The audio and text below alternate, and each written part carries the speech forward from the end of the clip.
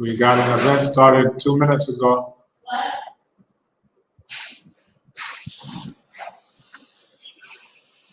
All right, Blacktastic people.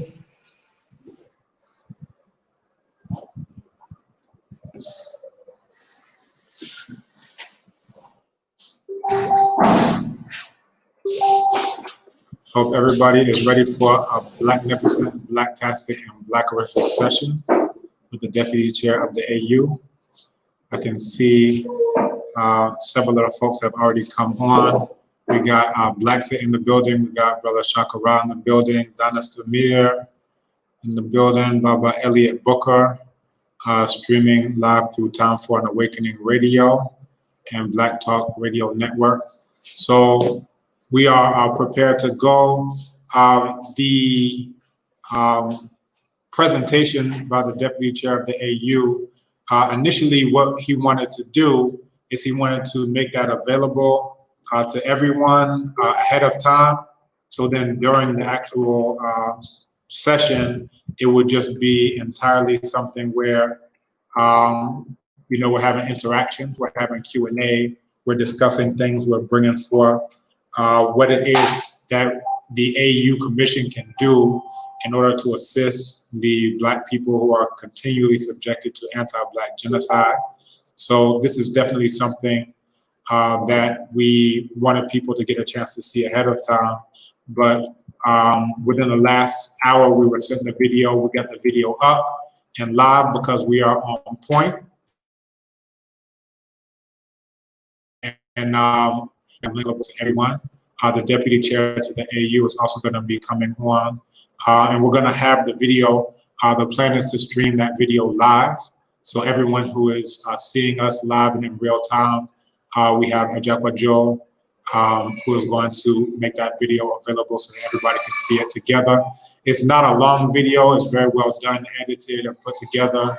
AU quality video. So that link is there for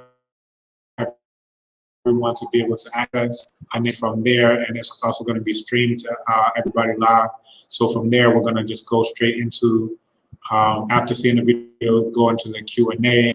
And I hope everyone has some very pointed, of course, very respectful, but also very pointed questions about what the AU Commission, especially the Deputy Chair to the AU, can do to assist African people who are subjected to anti-Black genocide. So, Ajakwa Joe, if you can start the stream.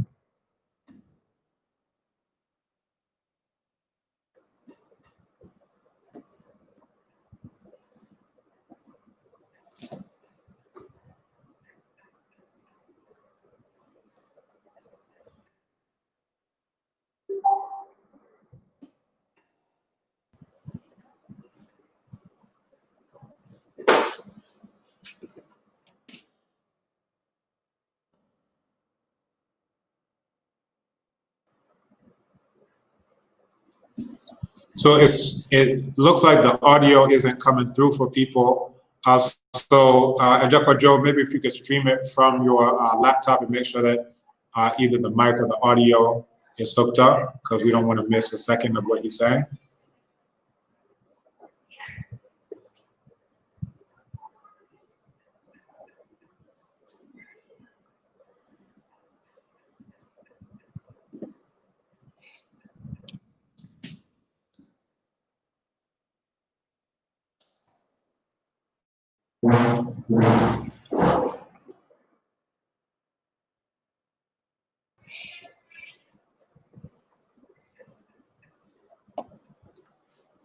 Now, this crowd comprised all ethnic groups of all colors. They was put down, trundled into the harbor, and driven.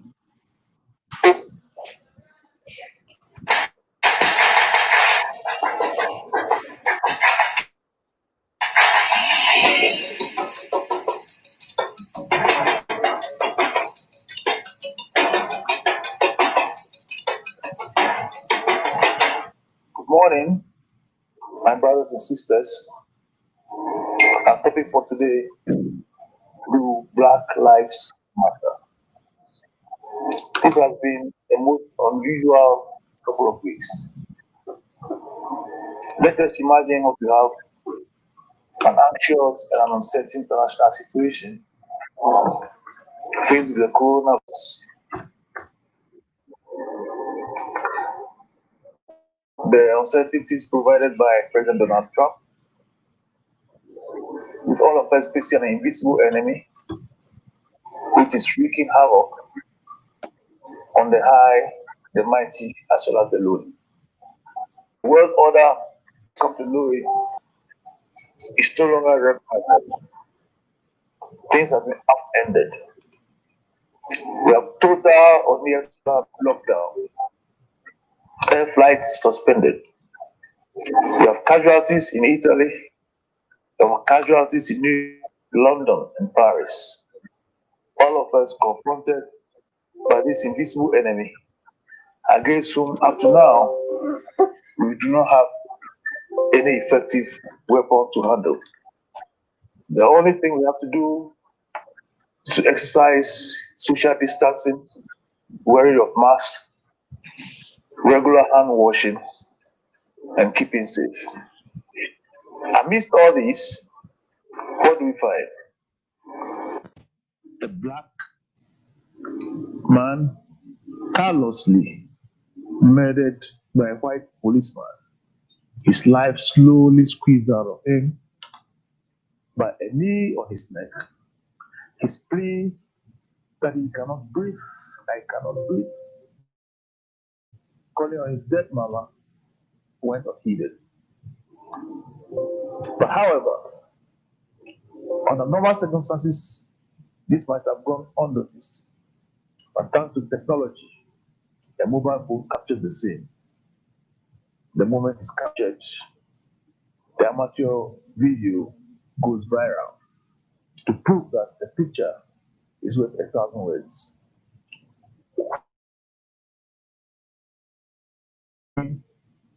All American affair involving an apparent racist policeman in Minneapolis suddenly goes global. All hell seems to have broken loose. We have demonstrations in London, in Sydney, and Brussels. In Antwerp, The statue of good old King pulled down. In Bristol, a known slave trader said the coast commanded us to be philanthropist as he started pulled down by an angry. Now, this crowd comprised all ethnic groups, people of all colors.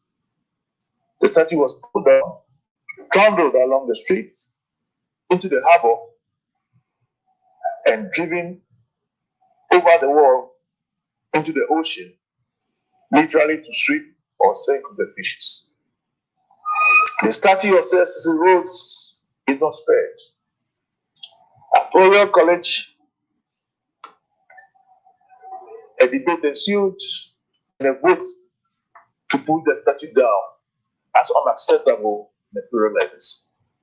Even the statue of good old Venerable Sir Winston Spencer, known hero of World War II, has not escaped further scrutiny.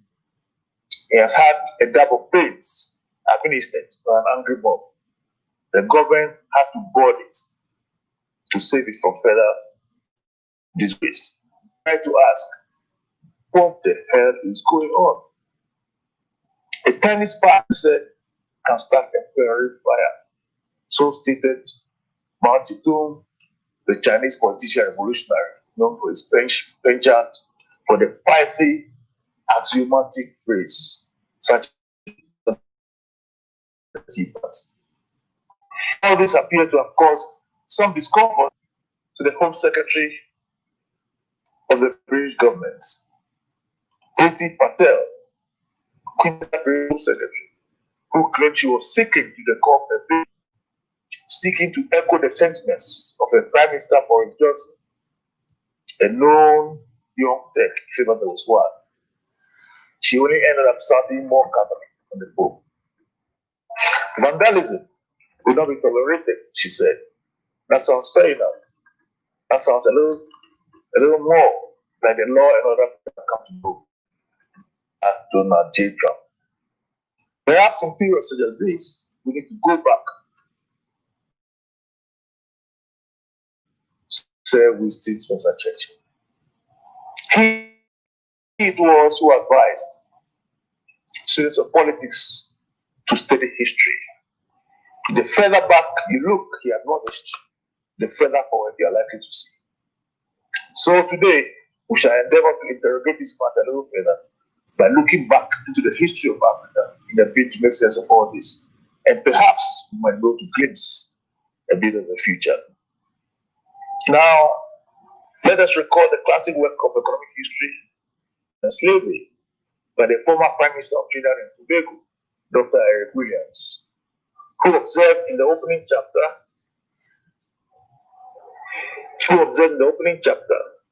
quote, when in 1492, Christopher Columbus, representing the Spanish monarch, discovered a new world, he set in train the long and bitter international rivalry over colonial possessions, for which after 4.5 centuries, no solution has yet been found, unquote. To quote him again, quote, he says, Negroes were stolen from Africa to work the lands stolen from the Indians. That began what is now as the transatlantic slave trade. The British calendar of state papers for the year 1663, the Negro slaves were called the strength and sinews of this Western world, unquote. Therefore, the preservation and improvement of the trade to Africa, that is the slave trade, was called a matter of very high importance to the kingdom, the plantations thereunto belonging. And so this matter remained a cardinal objective of British foreign policy all the way up to 1873. Now, in accordance with the current policy of the Stuart monarchy, the slave trade was entrusted to the Company of Royal Adventurers trading to Africa. This company was incorporated in the year 1663. It was intended to last 1,000 years. However, on 20th September 1672, they had to incorporate a new company. This time they called it the Royal African Company. It was created by Royal Charter. This charter was signed by King Charles II. Its stated objective was the further encouragement of the undertakers in discovering the golden mines and settling of the plantations so laudable an enterprise and conducing to an end as the increase of traffic, merchandise, wherein this nation England has been famous. And further, a special grace do hereby grant unto the Society of the Royal African Company of England and their successors, furnished with ordnance, with artillery, with ammunition, and shall hereafter have, use, and enjoy all mines and silver which are or shall be found in South Barbary, Guinea, or Angola, for the buying and the selling and exchanging of goods, wares, and merchandise, to wit, gold, silver, and negroes, and to import redwood, elephant's teeth, and negro slaves. The Royal Charter continues, quote, for us, our heirs, and our successors, give full power and authority under the said Royal African Company of England and their successors to enter into any ship, vessel, attack, arrest, and seize all manner of ships, vessels, negro slaves, etc., provided that we, our heirs and successors, shall have and may have, take and receive 2/3 of all gold mines which shall be found, seized, possessed in the parts and places aforesaid, unquote. The authority, therefore, was direct from the crown. Over the years, the British establishment has not been exactly up on this aspect of their history. They would rather nobody talked about it. They've gone to great lengths to obfuscate and to obscure this history. But facts are stubborn. And facts have this habit of going away that easily.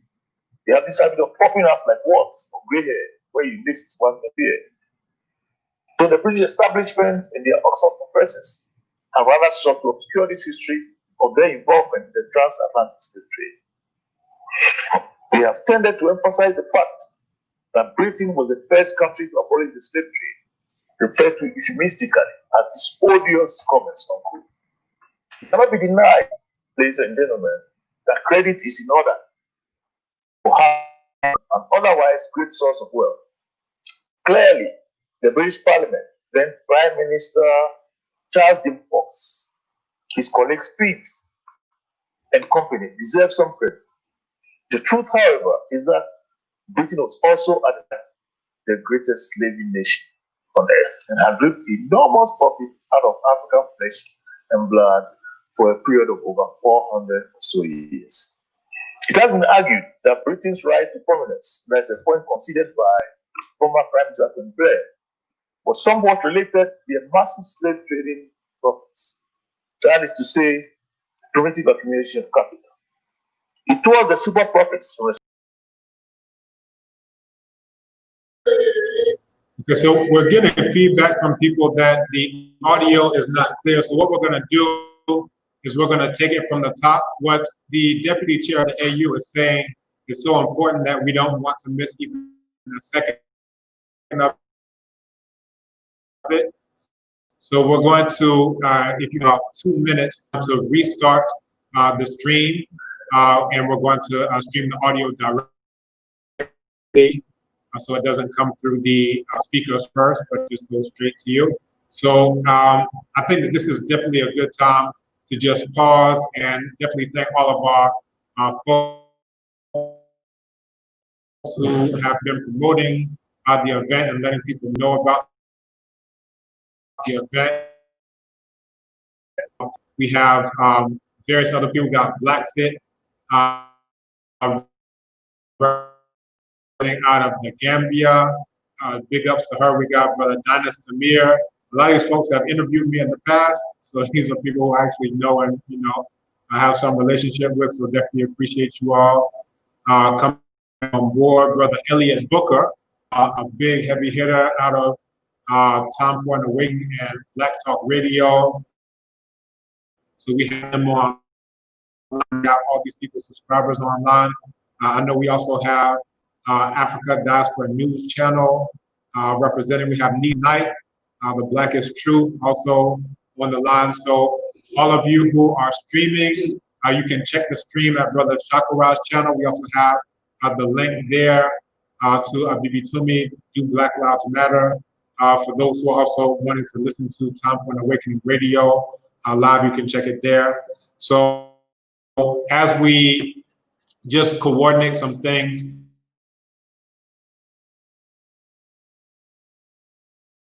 one thing that we want to keep thinking about, at least two questions, chairperson to the AU, because in his talk, he asked the question directly, where he said, what is it that we can do? What is it that the AU and the AU Commission can do for Black people who are being continually subjected to ongoing genocide, anti-Black genocide? What can the AU Commission do? And this is definitely one thing that I think it is clear that we can say, all right, if we are looking at even citizenship, if we're looking at something like refugee status, it's not like anything that we say is automatically going to be granted, but definitely we want to have our voices heard in terms of what it is that we would like to do. So, again, this is the event. We're going to have the deputy chairperson. He's already on the line. And we want, again, for everyone to hear very clearly what it is that he's saying, because it's on that basis that we're going to formulate our questions, that we're going to have an interaction, a very historic interaction. Over the years, people have said, oh, well, government about, when we had coming from the AU, but this is now finally that strong voice that we've been waiting for from the AU. And we're getting that question of what, and I got citizenship in Ghana, but what citizenship didn't have to go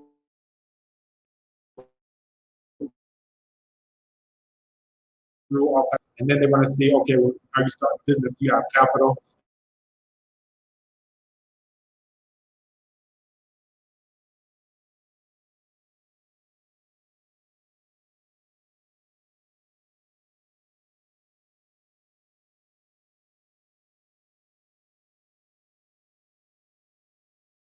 Have any place that we can go where we're not going to get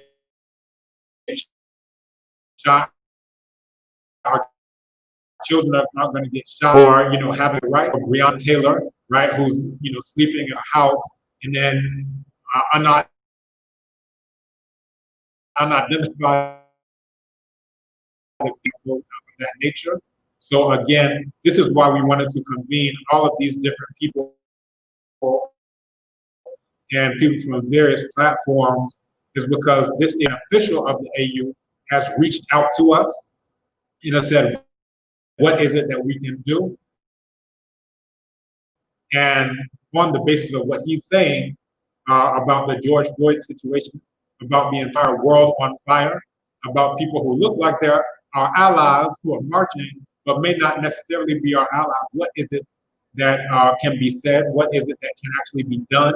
Because I think maybe even the time for saying has passed, and it's really time for doing, right? Recently, we've seen Ghana has done the year of return, and they got citizenship restored for over 100 African people, right? And the initial thing was in 2016, and that was the work of the deputy chairperson of the AU.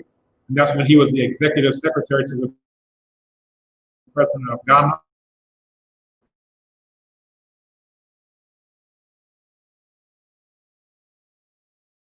Measured. This is somebody who isn't just talking. This isn't somebody who just wants to, go on. But, I think maybe if we can even have a few words, I know that he's on the line.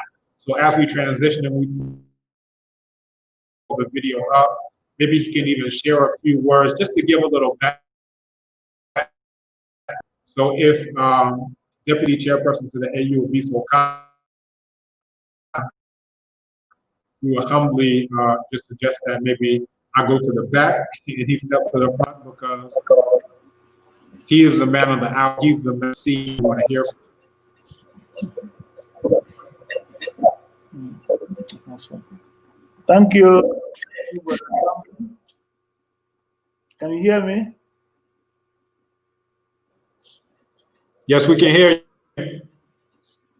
Thank you, Brother Kambon, for all the work you're doing. I believe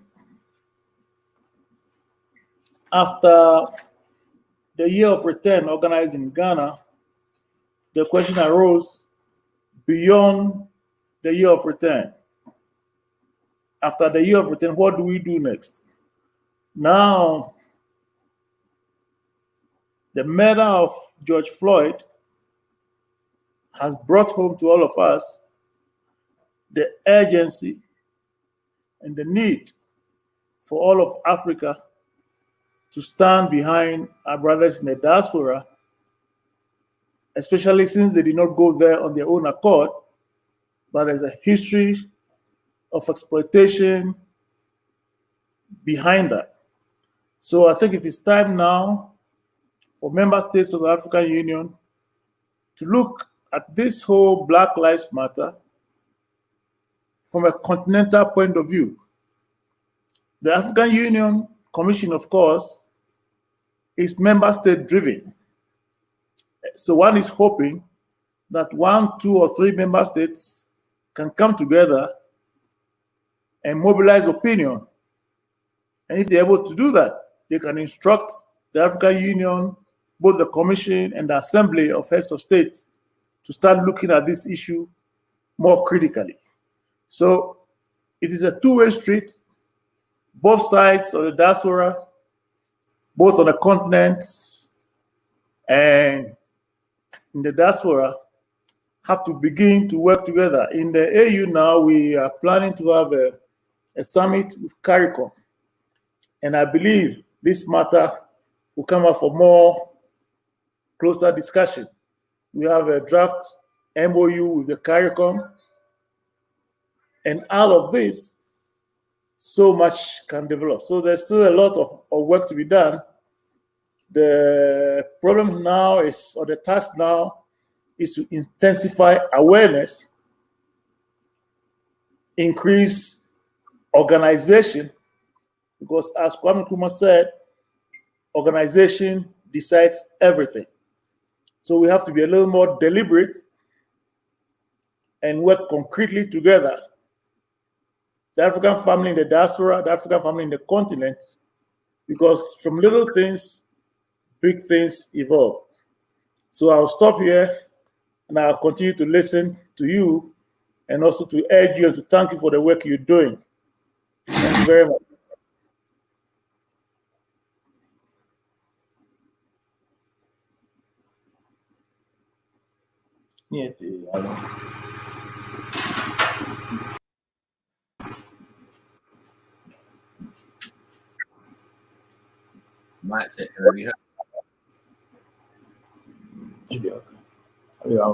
Okay, so we definitely thank the Deputy Chair to the AU, Honorable Nii Kwesi Quartey, and it looks like we have the video queued up. So, Brother Shakara, I think we're ready when you are, and we're definitely going to improve that audio. So, let's go ahead and get with it.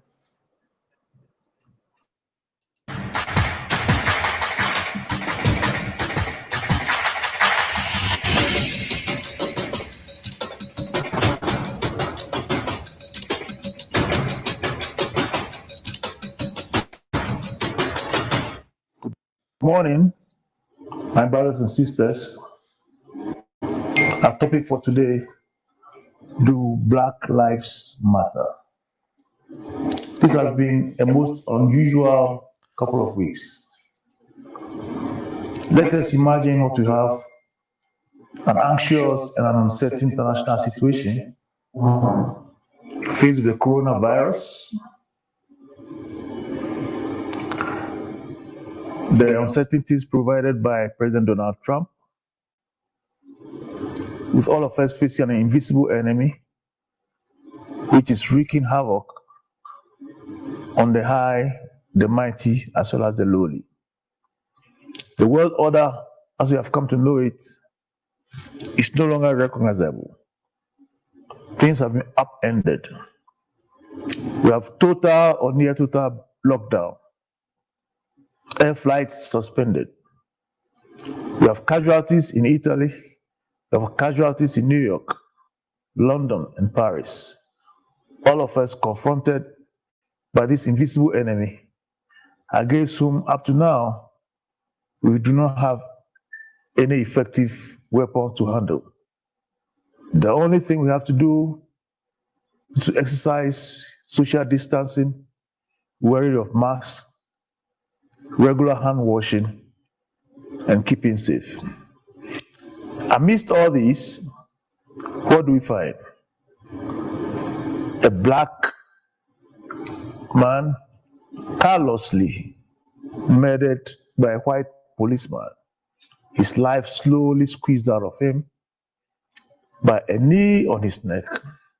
His plea that he cannot breathe, I cannot breathe, calling on his dead mama, went unheeded. But however, under normal circumstances, this might have gone unnoticed.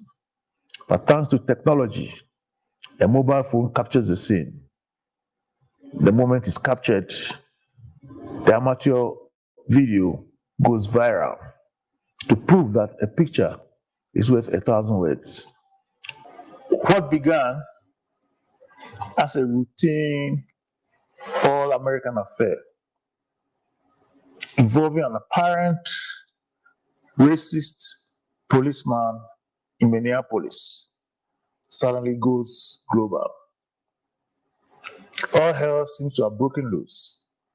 We have demonstrations in Paris, in London, in Sydney, and Brussels. In Antwerp, the statue of good old King Leopold has been pulled down. In Bristol, a known slave trader, Sir Edward Colston, who managed also to be a philanthropist, has his statue pulled down by an angry crowd. Now, this crowd comprised all ethnic groups, people of all colors. The statue was pulled down, trundled along the streets, into the harbor, and driven over the wall into the ocean, literally to swim or sink with the fishes. The statue of Sir Cecil Rhodes is not spared. At Oriel College, a debate ensued and a vote to pull the statue down as unacceptable in a period like this. Even the statue of good old venerable Sir Winston Spencer Churchill, known hero of World War II, has not escaped further scrutiny. He has had a dab of paint administered by an angry mob. The government had to board it to save it from further disgrace. You'll be right to ask, what the hell is going on? A tiny spark, has been said, can start a prairie fire. So stated Mao Zedong, the Chinese politician revolutionary, known for his penchant for the pithy axiomatic phrase, such as a revolution is not a tea party. All these appear to have caused some discomfort to the Home Secretary of the British government, Priti Patel, quintessential British Home Secretary, who claimed she was seeking to the core of her being, seeking to echo the sentiments of her Prime Minister Boris Johnson, a known young Turk, if ever there was one. She only ended up sounding more Catholic than the Pope. Vandalism will not be tolerated, she said. That sounds fair enough. That sounds a little more like the law and order president we have come to know as Donald J. Trump. Perhaps in periods such as this, we need to go back and listen to the brave and wise statesman, Sir Winston Spencer Churchill. He it was who advised students of politics to study history. The further back you look, he admonished, the further forward you are likely to see. So today, we shall endeavor to interrogate this matter a little further by looking back into the history of Africa in a bid to make sense of all this. And perhaps we might be able to glimpse a bit of the future. Now, let us recall the classic work of economic history, Capitalism and Slavery, by the former Prime Minister of Trinidad and Tobago, Dr. Eric Williams, who observed in the opening chapter,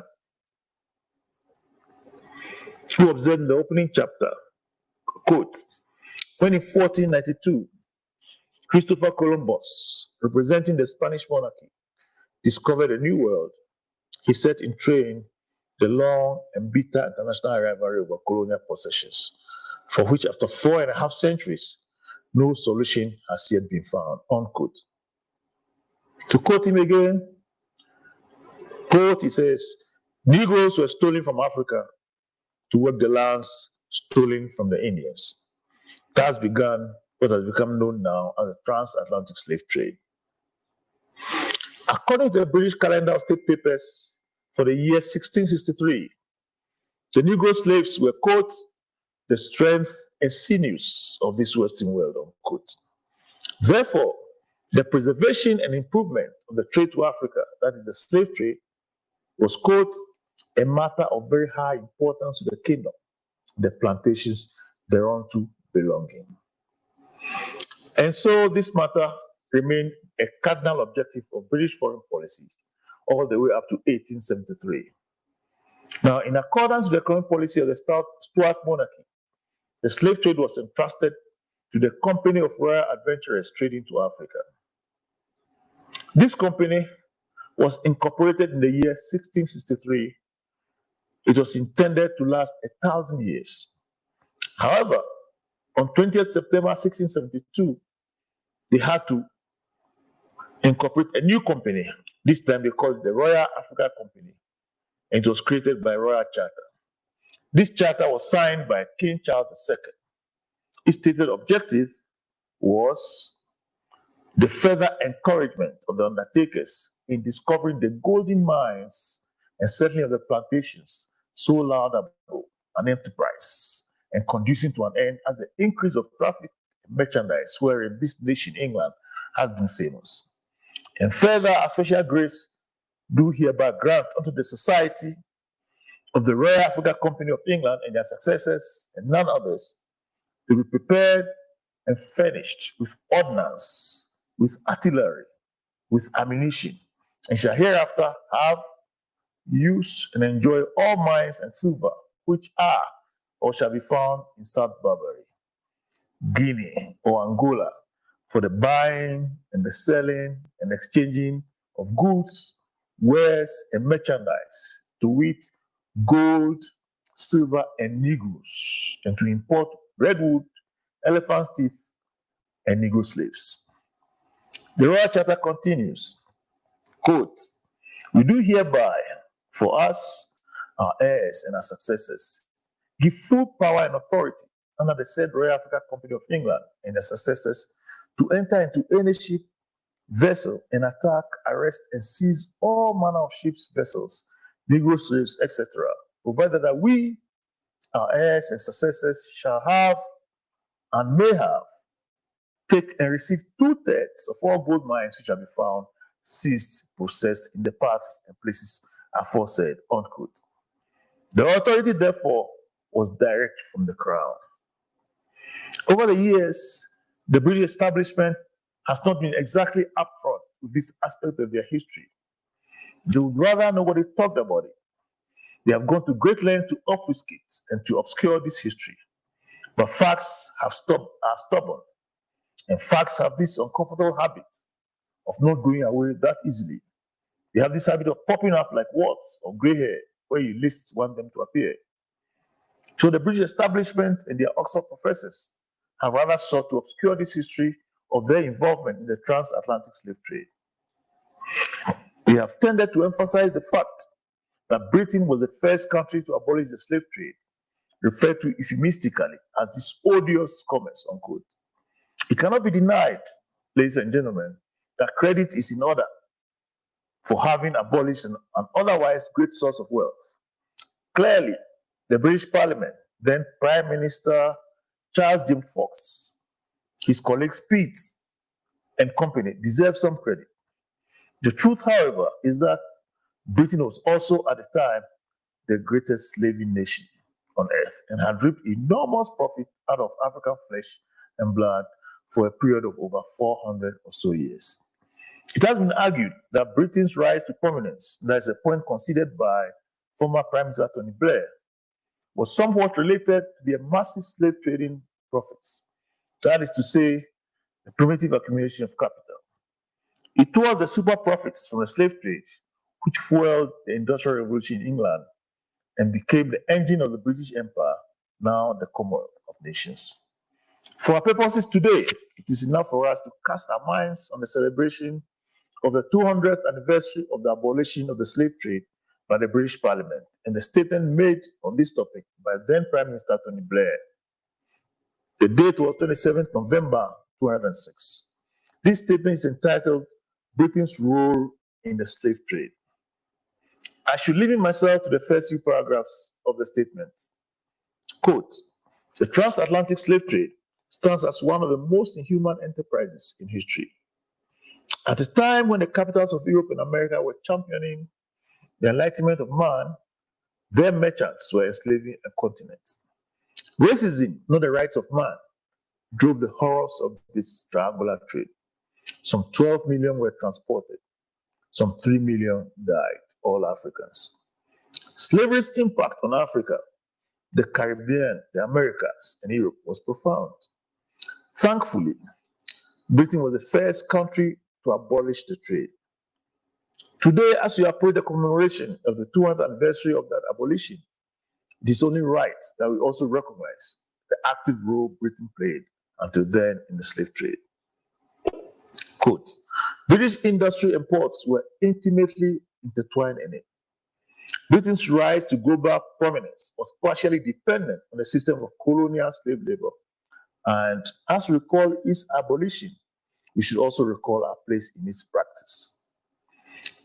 Quote, it is hard to believe that what would now be a crime against humanity was legal at the time, unquote. So we ask, legal? Come to think of it, what could have made this practice legal? And by what law? And by what legal system? And by what jurisprudence? Let us proceed by recalling simply the arising from the royal authority of His Royal Highness King Charles II of England, an Asiento contract was signed in the year of our Lord 1701 between the Queen of England and the King of Spain. The title of the agreement speaks to its intention. Quote, it says, contract for blacks or Negroes made by the King of Spain and agreed with Her Majesty of Great Britain for herself and her subjects as she shall appoint to be contractors, unquote.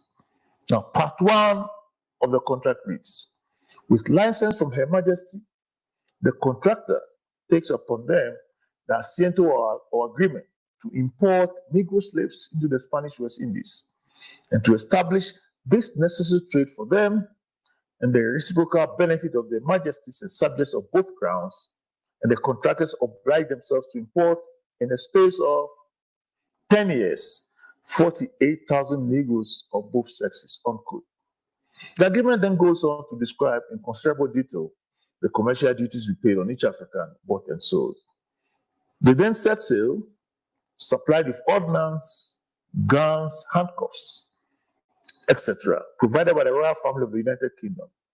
Now, how was Britain going to fulfill her part of this great legal undertaking? This contract to supply Negroes to the territories of the King of Spain. Let us remember the legal term, pacta sunt servanda. That is to say, agreements ought to be honored. Did Britain possess a farm in West Africa from where she had cultivated Negroes to reap, to harvest thereof, and to supply the King of Spain? Just picture, if you could, the violence that was about to be visited on our African ancestors, defenseless Africans who have nothing to do with agreements between European royalty. Fortunately, unlike the Africans who relied on oral traditions and their griots, Europeans kept meticulous records of their international trade in their statistics. In the abstract of evidence which was presented before the Select Committee of the House of Commons it is stated clearly in chapter 2 thereof, quote, that the trade in slaves in the basin of the river Senegal, the Negroes were procured chiefly by war and also by kidnapping, i.e., lying in wait near a village where there was no war and seizing whom they could. Kidnapping was so generally prevalent that self-preservation became the first principle of the natives, and they go armed while a vessel was on the coast for fear of being taken. In seeking your excellencies to fully understand this rather complex history, many historians have sought to interrogate the issues. All the historians agree that the discovery of America was a game changer. According to Professor Albert Edubuahin, one-time professor of history at the University of Ghana and later politician in Ghana, the discovery of America was truly a game changer in the fortunes of Africa. He argued that when the Spaniards began to explore North and South America between 1492 and 1504, they started to establish plantations and to work the gold and silver mines. An acute problem they discovered was the shortage of labor. The Carib and the local Indians were simply not cut for the hard labor involved. Most simply died from the laborious exertions. A Spanish priest recommended the use of Africans, arguably a more hardy race. As more mines were opened and as more plantations were set up, the demand for slaves increased. Between 1530 and 1600, an average of 1,300 slaves a year were being exported to the Americas. According to Prof. Edubuahin, in his book, Topics for West African History, the number rose to about 27,500 a year in the 17th century and up to 70,000 in the 18th century. And by 1830s, it had soared to 135,000 per year. This phenomenal increase was due to the steady colonization of North and South America and the plantation system in the New World. Most of these slaves were exported from the region between modern Ghana and the Cameroons. So how were all these Africans enslaved and purchased? Again, according to Prof. Edubuahin, African scholars and politicians today must be honest enough to admit that the enslavement and sale of our African brothers and sisters from the 17th century onwards were done by the Africans themselves. This was largely accomplished by the coastal chiefs at the behest of the Europeans, who had gotten them indebted by providing them with European goods on credit. They introduced guns, alcohol, and worthless drinkers and got them addicted and indebted, and they were therefore obliged to hunt down their people and sell them. Quarrels were fomented among ethnic groups, and wars were fueled, all for slaves. It is quite possible that all these tribal wars that we've read about were instigated and fomented for this purpose. Very few Europeans marched inland to capture slaves. This was done by Africans themselves. Again, according to Prof. Edubuahin, Africans became enslaved in four main ways. One, criminals sold by chiefs as punishment. Two, free Africans obtained through raids by Africans, European gangs, kidnapping, and panyari. Three, domestic slaves resold. And four, prisoners of war. Though punishment of malefactors by selling them as slaves was not new in Africa, with the beginning and progress of the slave trade, the practice became grossly abused. Many kings formed the habit of punishing each, any, and every offense by enslaving the accused. Subversive plots against local authorities became suddenly more common when on the coastal towns, slave ships dropped anchor. Recently, there has been some debate on the effect of colonization on Africa. We are aware that colonization arose from the partition of the continent, which itself arose from the slave trade. Some historians, some European historians, and even some politicians have argued that the slave trade and empire were indeed good for Africa. For example, in the year 2002, Boris Johnson, then a journalist for The Spectator, but now Prime Minister, wrote, and I quote, "Africa may be a blot, but it is not a blot on our conscience. The problem is not that we were once in charge. The problem is that we are not in charge anymore. It was this same Boris Johnson, Your Excellencies, writing a telegraph, who stated with respect to Her Majesty, the Queen, quote, that the Queen has come to love the Commonwealth partly because it supplies her with regular cheering crowds of flag-waving pickaninnies. Maybe I should repeat this. The Queen has come to love the Commonwealth partly because it supplies her with regular cheering crowds of flag-waving pickaninnies. This is the kind of casual racism that has come to characterize some British and American leaders. But it is not new. African slaves were considered less than human. For example, in the debates which took place in the United States Congress on the question of abolition of slavery, one senator, Senator James Henry Hammond, expressed himself in this manner, quote, "Although I am perfectly satisfied that no human process can elevate the black man to an equality with the whites, admitting that it can be done, are we prepared for the consequences which must follow? Are we, the people of the North, prepared to place our political power on an equality with their own?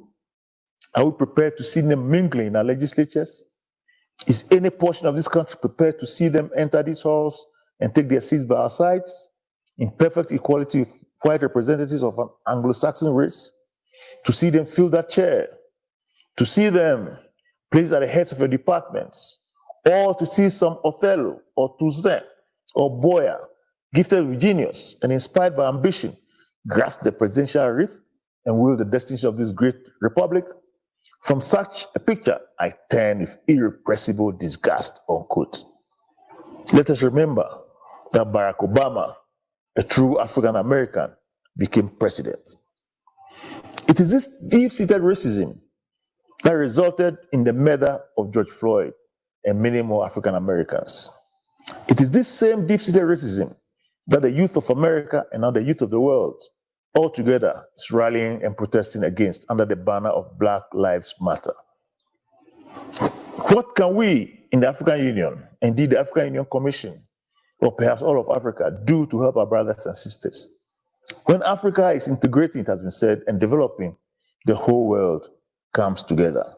So, ladies and gentlemen, this is our task.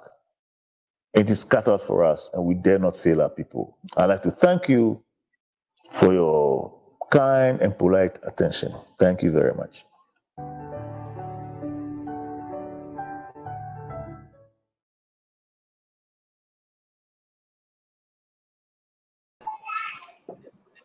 All right.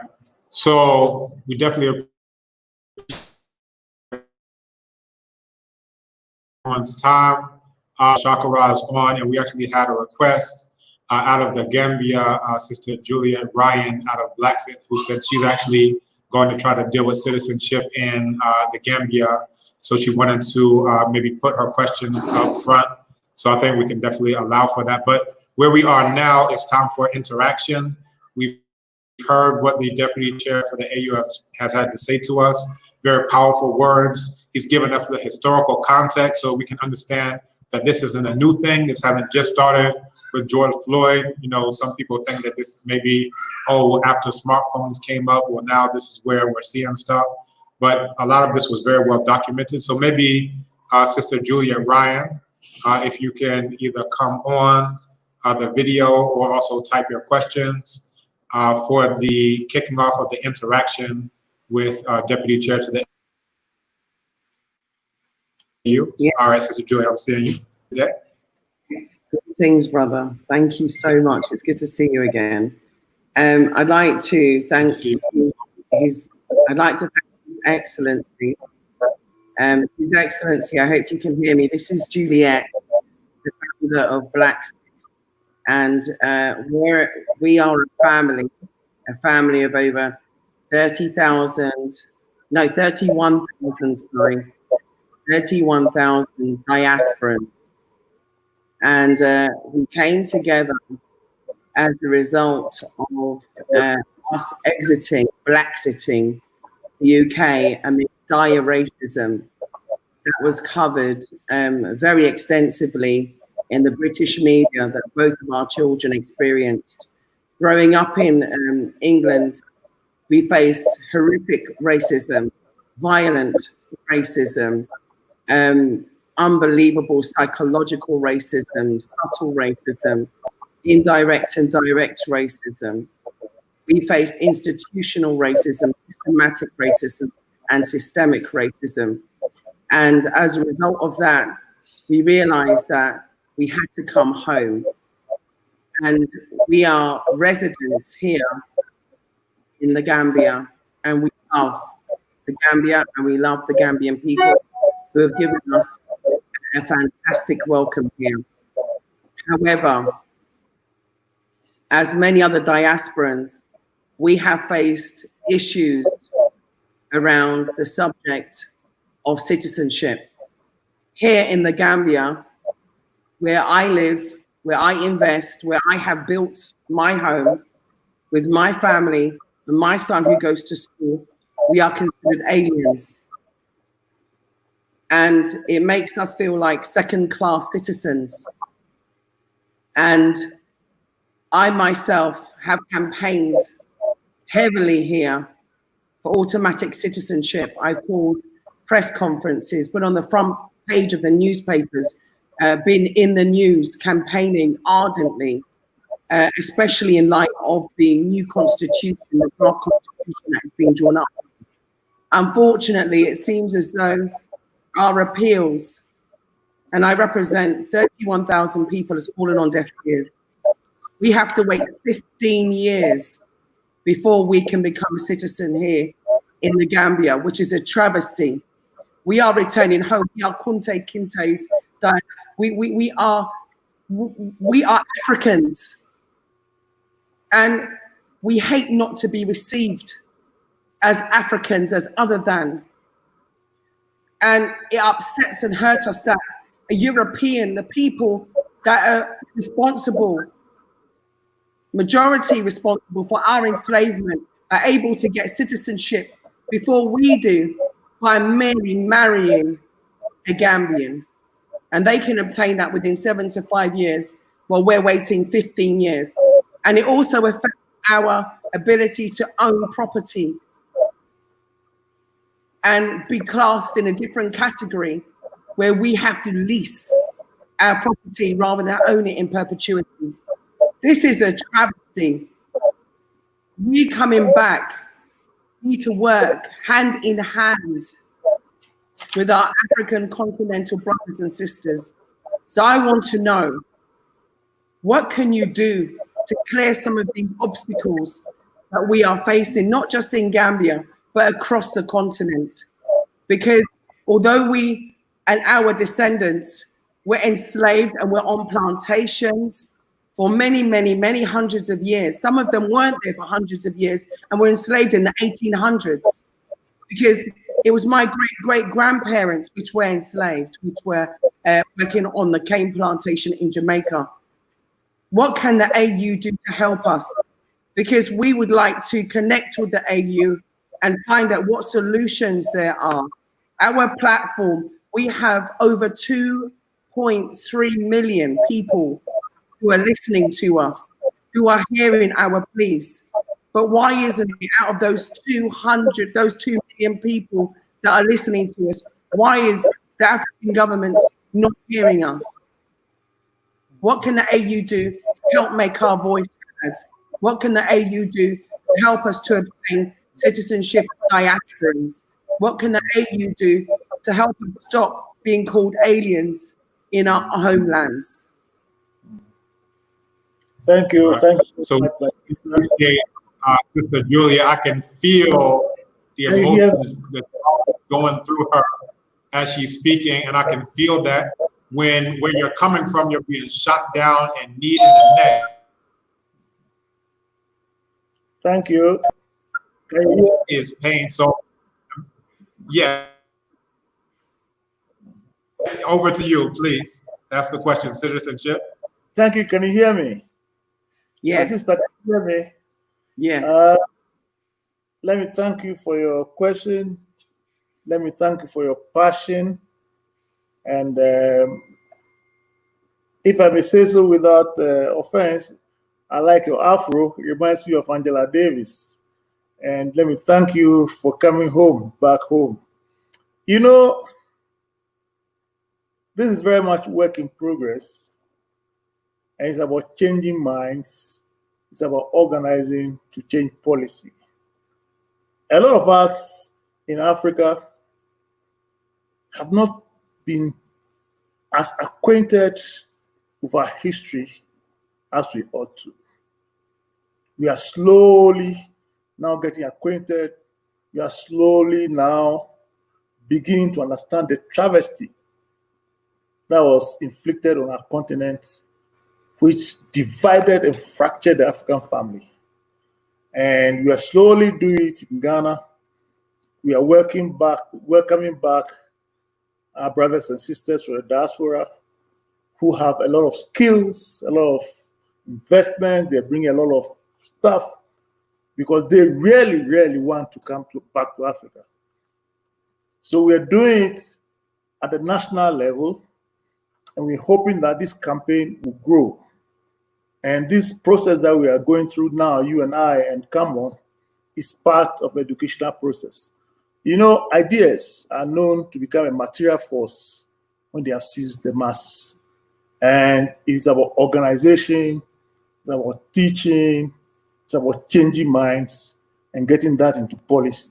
So we have one or two countries beginning to see the value of receiving our brothers and sisters from the diaspora who have come with trained minds. You know, there was a very passionate letter written by W.E. Du Bois to Kwame Nkrumah when he was invited to come home to Ghana and settle and work on the Encyclopedia Africana. In this letter, he said, our forefathers were taken from the coast of West Africa in chains. I want to thank you for welcoming me here to come and work and see the evening of my life in Africa so that when I die, my bones will mingle with the bones of my forefathers. This is the depth of the emotion shown by people like W.E. Du Bois, people like George Padma who came to work. But that was only the beginning. And with people like Obadile Kama who have come, and issues that we have seen with George Floyd, it is slowly becoming a flood. So I want to thank you for bringing your expertise. I can assure you that your value is very much appreciated in the Gambia as well as in Ghana, everywhere. And this can only increase with time, okay? So thank you, my sister, for coming. And I assure you, in spite of all the obstacles, you are very much loved and welcome back home in Africa. But we still got work to do. Thank you. Very much. Thank you very much. The last thing I'd like to add is just that recently the Bank of England and also the Church of England have both, and many other organizations have made statements of apologizing for the so-called links in slavery. I think it's reparations time. I think it's time for the payback. I think it's time for them to cut the check. I think it's time for us to get compensation in order to help with the repatriation. I have hundreds of thousands of people who want to come home, and we need for the AU to pave the way. Is there a way that the AU can represent us? We are over 200 million people in the diaspora, and a huge percentage of us want to come home. We don't want to be there anymore in the West. The West is not best. So we want to come home. Is there a way that you can be a liaison? The AU as an organization is member state driven. We take our instructions from our member states. So our campaign will have to be with our member states. And I can tell you, if you have a few more member states thinking in that direction and making policy in that direction, it's going to happen. We are also, we've had apologies from lawyers, we've had apologies from a few banks. We are waiting to hear an apology from Her Majesty the Queen herself. Okay, so we have to struggle and fight and push for that. And then this will become a flood. No force on earth can stop an idea whose time has come. And this time is now. Thank you. Thank you. Show us the money. We want the money. Yeah. Okay, and for those who may not know, I know the deputy chair to the AU as a personal friend. And again, this is not somebody who is just a talker. We would not have citizenship. The 34 of us who got citizenship in 2016, it was directly because of him in his position as executive secretary to the president. So we say, with his position as deputy chair of the AU, we all have our eyes and our hopes on you, but we're hearing member state based. I think we got Brother Shakara about to come on next. If he has any questions, he's also based out of the UK, part of the Al-Qaeda revivalist movement. So if you have a question, Brother Shakara, please go ahead and give it to the Honorable Nii Kwesi Quartey, who is giving so much of his time for us. So please, Brother Shakara. Can you hear me? Yeah, man, I can hear you. Greetings. First of all, Mechiawo, Nana Kwesi, thank you for joining us.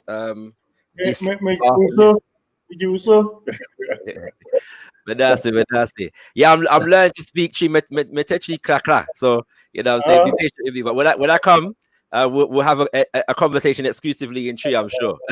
No, your tree is better than mine, I can assure you. He's a student.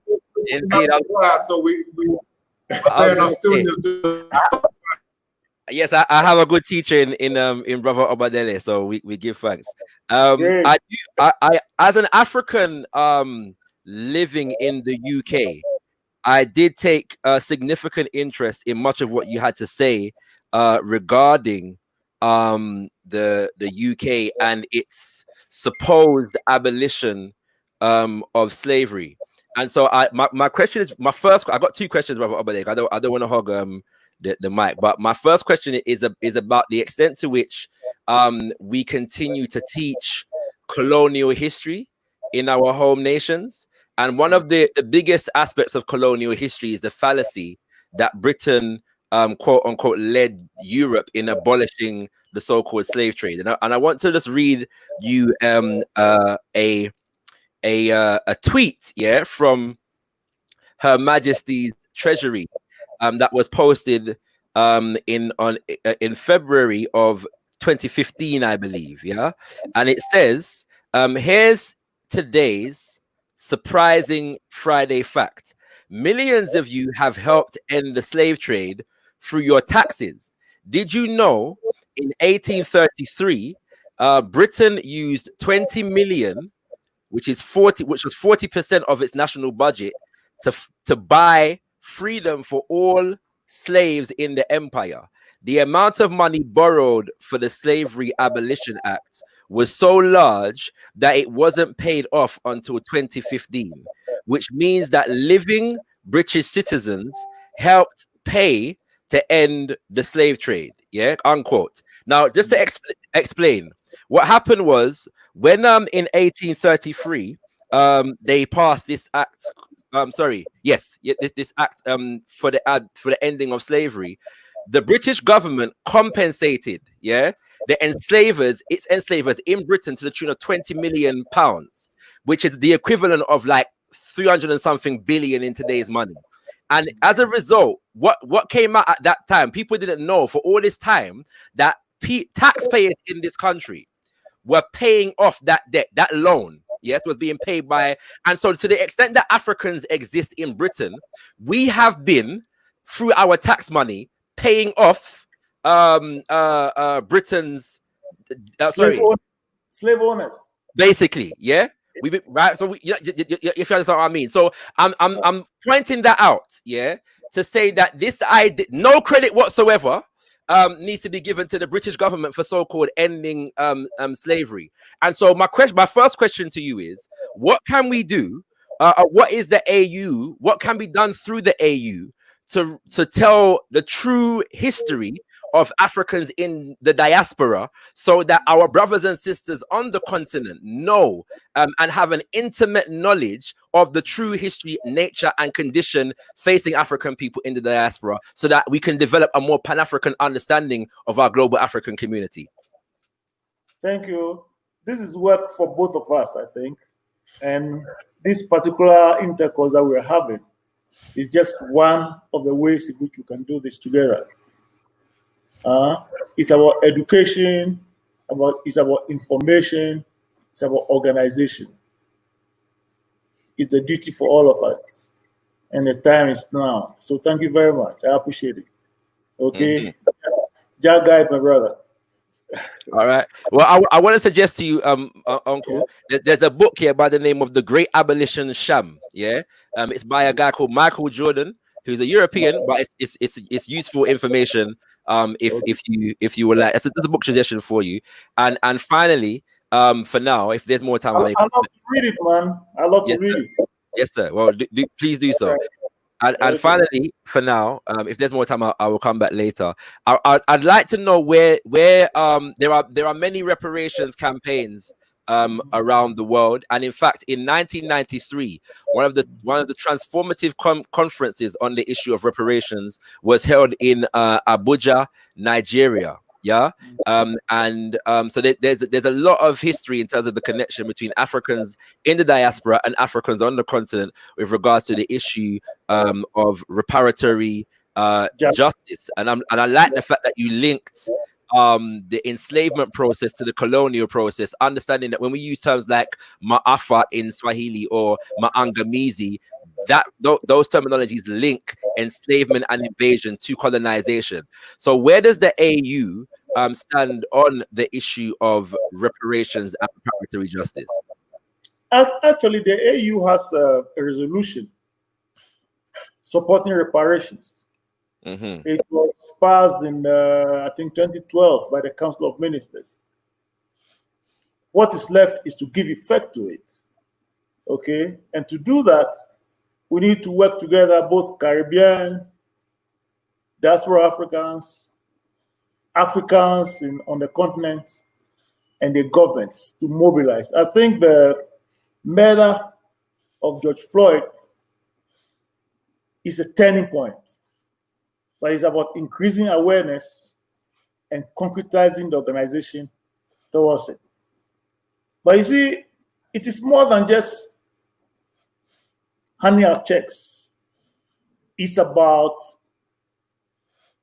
mobilizing capital for development in Africa and the Caribbean, for intensifying intra-African trade, for intensifying infrastructure development to facilitate intra-African trade and development. It's to intensify education for all African children, all Caribbean children. It's about more than that. So there's work to be done, right? And you and I, this is the work that we've got to do. All right. I do have more questions, Brother Obadele, but I'll give way for somebody else and maybe come back later if there's time. All right. Well, so you have your chance once again, but we do have a lineup of several folks we did invite on, and of course, Ambassador Kwesi Quartey is several hours ahead of us in Addis Ababa time, so we're also cognizant of that. Next, we have our brother Donis Tamir, brother who I've known, actually had coming over to my house, so if we can bring him on. Always all over the continent in ways that people can't even imagine. They're like, how did you get there? He may be beside you next week in Addis Ababa, if not for COVID. But we're going to bring him on. He says he has a question, so we're going to go ahead and shift over down. And I love. Hello. What you got around you look very. We can hear you. Go ahead. Okay. Thank you for having me on. It really means a lot. Honorable Kwesi, thank you so much for listening to our questions and hearing our what we have to say. It really means a lot. Thank you for taking time out of your day. The question is, and Sister Juliet from Blacksit, for the most part already addressed it. The symbology is great. When we come to Africa, the welcome home brother, your home brother. you know, this is where you were kidnapped, you know, when we go to the slave dungeons, you know, that's beautiful. But at the same time, people who are serious, not everybody, we're not requesting passport on arrival, because there's some people that aren't serious, but they want passport for some reason just to claim that they have a passport. But when can we get something solid as far as, I know the African Union passport, some people already have access to it. So when can we get something solid where the victims of the slave trade, your brothers and sisters who were taken away to the West to, I mean, build, you know, build the West and build these empires.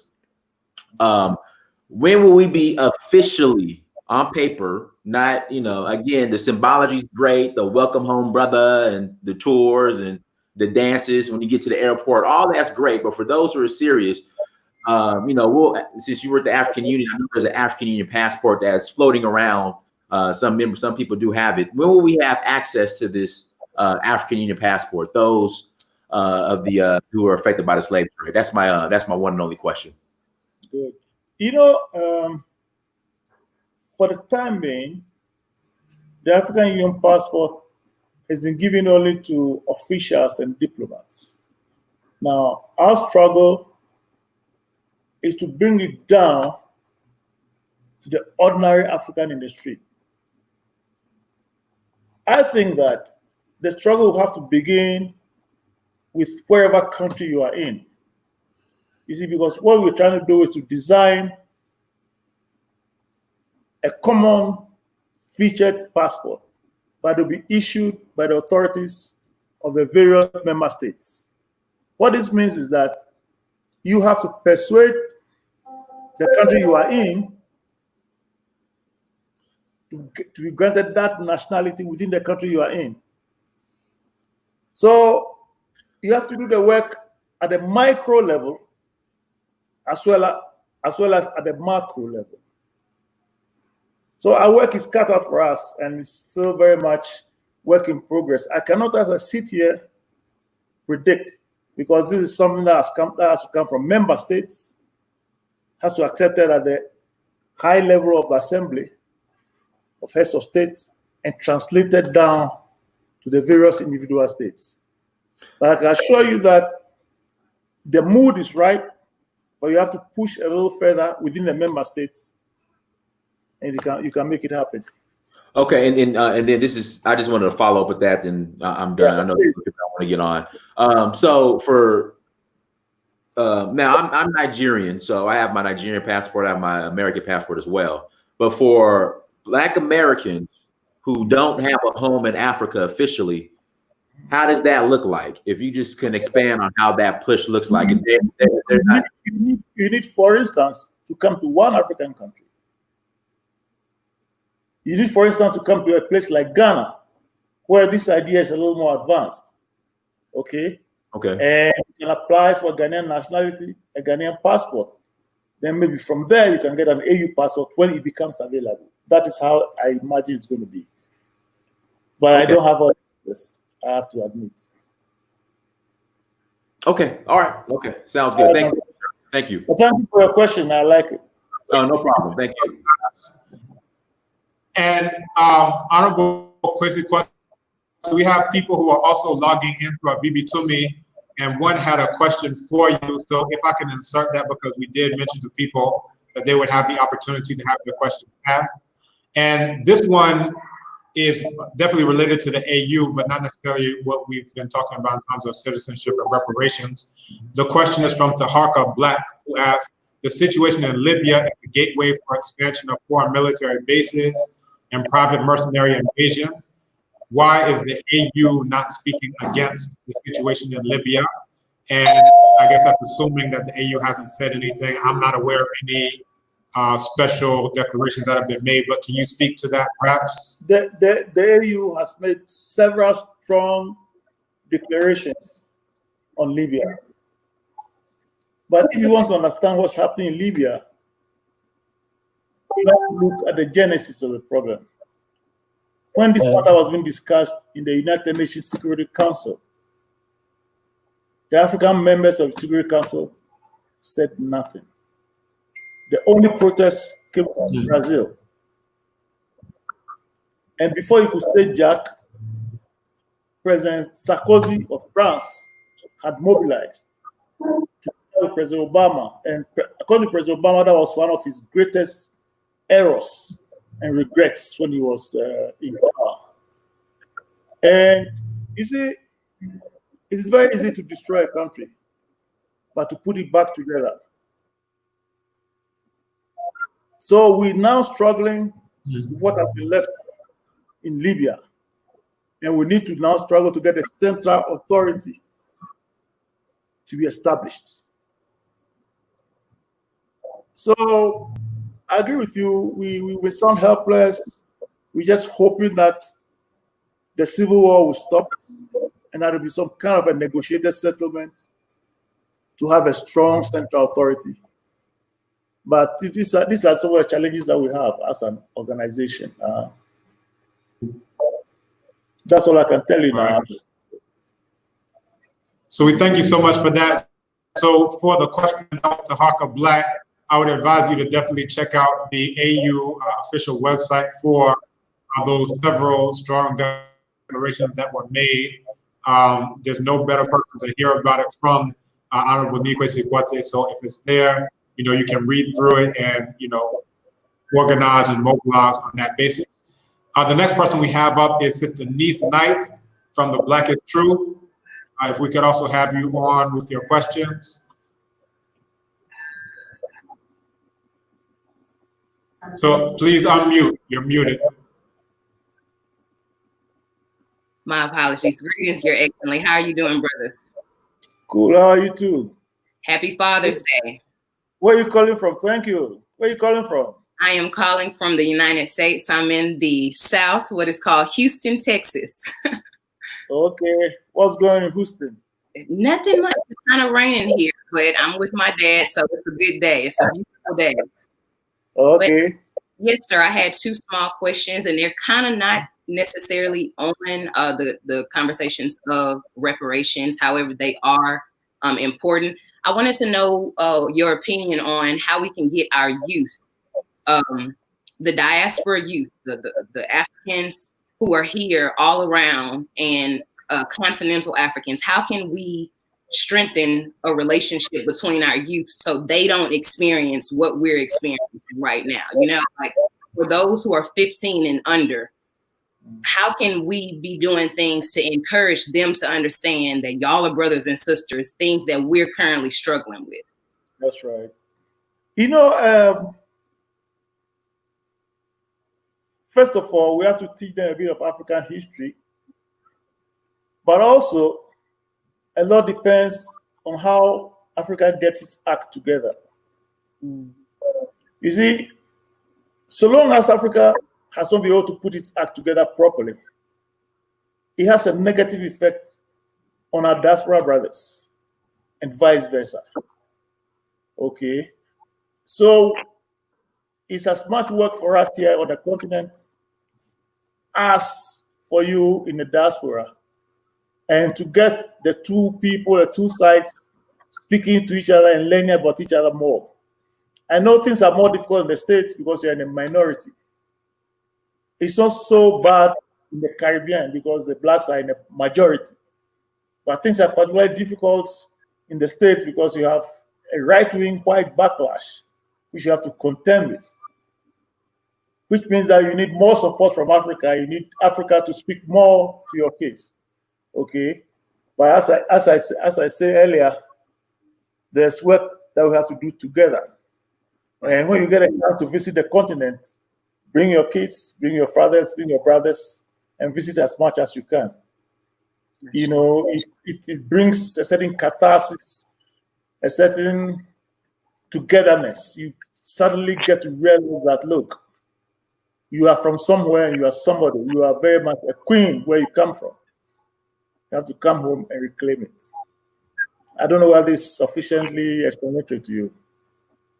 Yes, it is. And then my last question was, how can Africans of the diaspora influence what our sister Blackson was saying, the pockets of our continental brothers and sisters, because I think if they can see us as more valuable, you know, if you're more value to someone, they take you a little bit seriously. So how can we, with COVID-19, kind of with China being moved out as a huge manufacturer of the world, how can we as the African diaspora put ourselves in Africa right in that spot, in that position?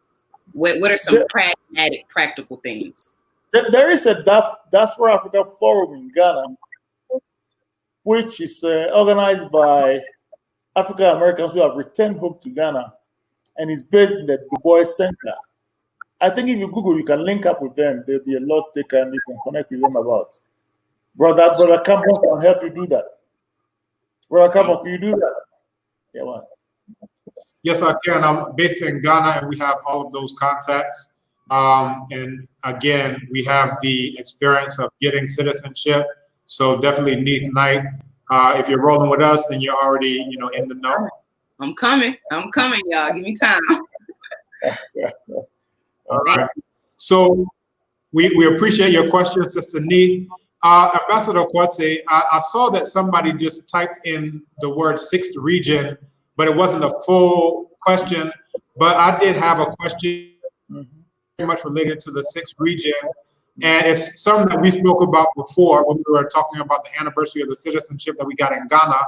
And that was in 2016, as you know, Haiti applied to join the African Union and was rejected because of Article 29.1 of the African Union's Constitutive Act. It says only African countries can be part of the African Union. Meanwhile, Morocco, where as of 2016, according to Global Slavery Index, they had enslaved over 200,000 Black people, and they use the same word for Black person enslaved there, abid, right? So my question to you is, what is the essence of being part of the sixth region when no single member can come on as a voting member? No single member can be a full member of the African Union. Meanwhile, the Arabs who continue to enslave them can be full members. And if, as an entire region, we don't even have a vote, then any single Arab country can knock us down with anything that we propose. So that's my question to you. I hear you. And this is just to show you the complexity of the stuff that we have to deal with, okay? We all know the history of Haiti, okay? The Haitian people dared to make a revolution, okay? They dared to break the shackles of slavery, okay? They dared to become a free nation. And for that, they're being punished up to this day, okay? Culturally, Haiti is closest to Africa, you can see. However, we still have to deal with the legal relations as they are. The task that we have now is to bring the notion of the sixth region concept into concrete reality. And we can only do that in cooperation with the Caribbean community, with CARICOM. We have an MOU, draft MOU. We're going to have a CARICOM AU summit in Kenya in June or in May, June. This has been postponed because of the COVID-19 pandemic, but it's still very much something that could happen. And these are issues that will be clarified and concretized at this AU CARICOM negotiation. So we still got work to do on this. We haven't got all the answers yet, but we have our work cut out. All right, thank you so much. Utmost respect for that answer. The next person that we have is Brother Elliot, Time for an Awakening, and he is streaming live to the entire Black Talk Media Network. So, Brother Elliot, if can have you on with your question.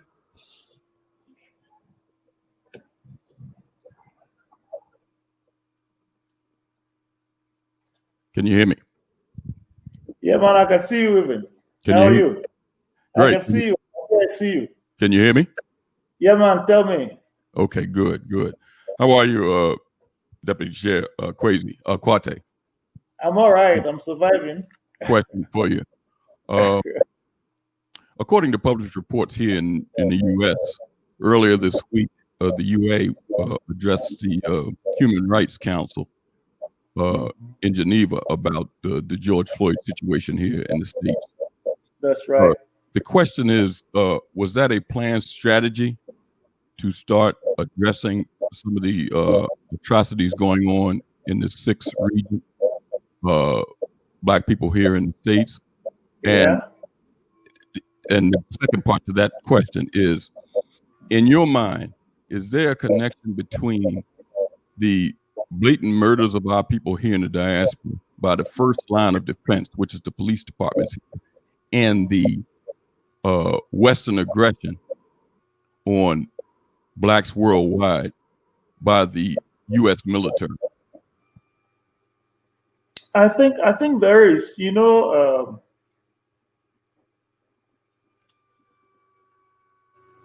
and a lot of it also has to do with the state of Africa as it is.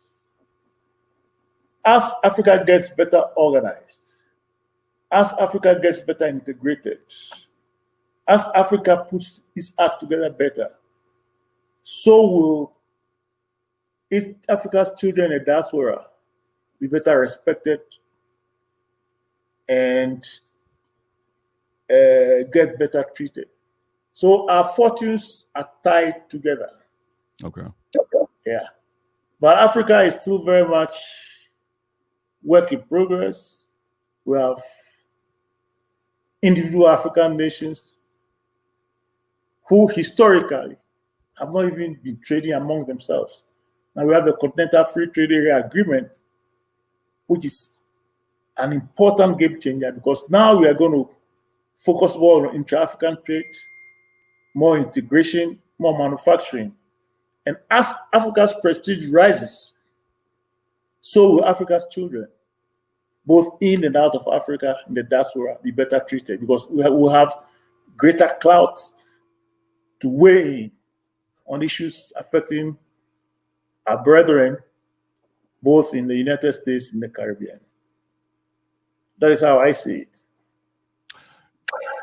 My second question, Deputy Chair, and it kind of dovetails on what you just stated. I'm quite sure the African Union has a plan moving forward for the continent and the diaspora as far as working together. In your mind, what is the best way that our people in the diaspora can best aid our brothers and sisters on the continent? And I'm talking about our children, preparing our children, whether it's in STEM, whether it's in construction trades, whether it's in education. What is the best way that we can start preparing our youth to aid and our people forward? I think, to tell you the truth, we need to get to know each other better. We need to visit Africa. We need to bring them home. We need to visit each other. We need to get to know each other better. Okay? And then our children will begin to have the confidence that comes from having to visit where your ancestral home is. Okay? It brings a certain catharsis to your psychology. You suddenly become rooted. You can ask Mr. Campbell, what having come to Ghana, what having been through the slave castles, what it tells you about where you come from, your psychology, your culture. Okay. It is very important, but it is not easily, it is not palpable. It's psychological, it's spiritual. But I need to come and visit. I hope you visited Africa before, have you? I've never been. There you go. There you go. You're welcome to come to Ghana, man. I'm looking forward to it. All right. Good to have you, Elliot. Yes, sir. All right, and thank you so much for your questions. All right. We've had a couple to come through on the chat. We have someone else. The next person to come up is going to be Baba Richard, and then Baba Lumumba. We've had a couple of questions coming through the chat, and I will ask you. I know Honorable Kwesi Quartey, my senior brother, your time, but as long as you're patient with us. All right, cool. All right, so let's do this. Let's take Baba Richard, then I'll ask one of the chat questions, and then Baba Lumumba, and we'll take it from there. All right, Baba Richard, please. I want to thank you, Honorable Commissioner, for allowing us to be able to engage with you, and the BB Tume for creating this environment. I was going to follow up with, well, I had the question about the sixth region also, and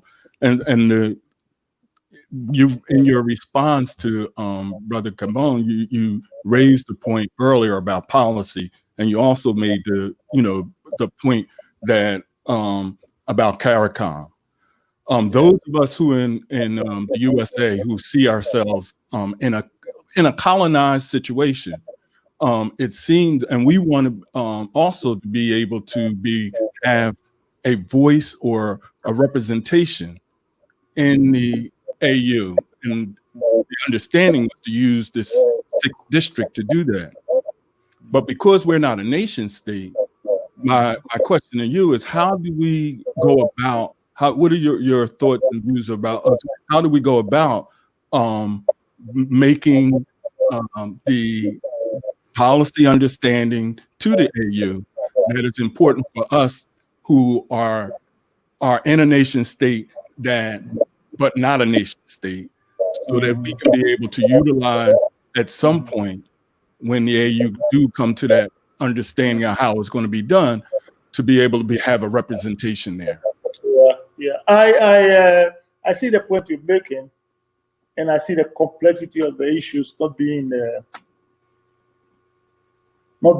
a nation, as it were.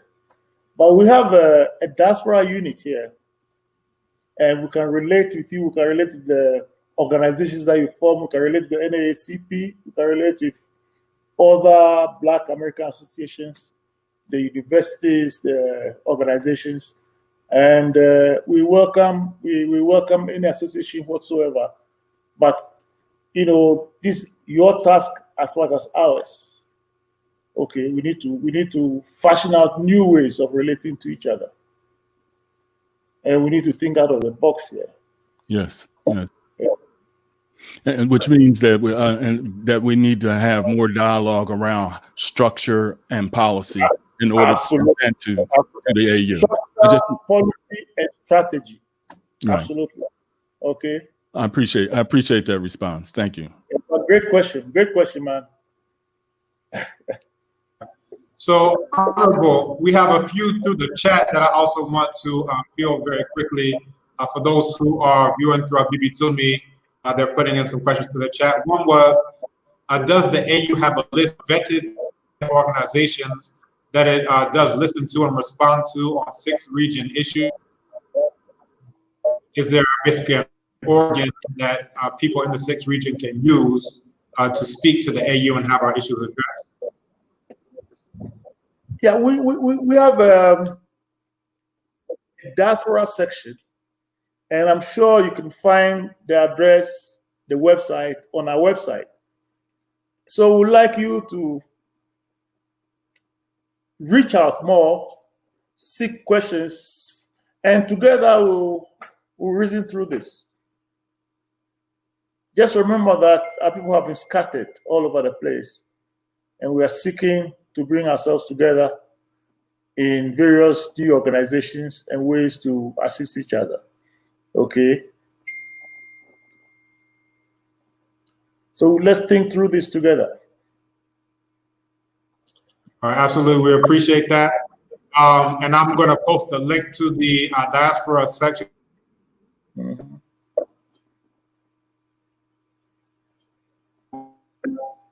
Diaspora. We have Baba Lumumba. If we can have you in your questions. There are quite a few more coming to the chat, but we'll see what we have time for. Yes, greetings. What going on? Honor and respect to you. Yeah, man. And also to reciprocated. Yes, okay? Thank you. Yeah, and also to Professor Cambone, thank you for hosting Connect Across the Water. So the question, actually I had two questions that have already been asked. One by Professor Cambone in relation to IET, and the other by Brother Richard in relation to Africans who are born and raised in the United States and who may not move back to Africa. Understand that many of our people will not be moving back to Africa, living and fighting for liberation and independence and representation right where they are in the diaspora. So as a representative of a Haitian organization. Come check us out. Come check us out sometime. Okay. Yeah, absolutely. I've been to the continent and I look forward to going back after the pandemic is over to spend some more time with our brothers and sisters. Okay. Okay. But as a representative of a Haitian organization and also someone who lives in the United States, so we see the neocolonialism, the imperialism of the United States as it exists in Haiti. We see the racism and the brutality of American politics as it exists in the United States. My question then is, international charges see often against African heads of state, holding us to task on human rights. Is the African Union, the African Union Commission, willing and ready and up to the task to hold the United States government up to account on its human rights history against the lives of African people in those international institutions like that? Yeah, we could try, but you see the international situation also, international relations is one of power and politics. And that's a reality. So you could raise questions and hope that some of it will come through. But I don't know whether we have the power to compel.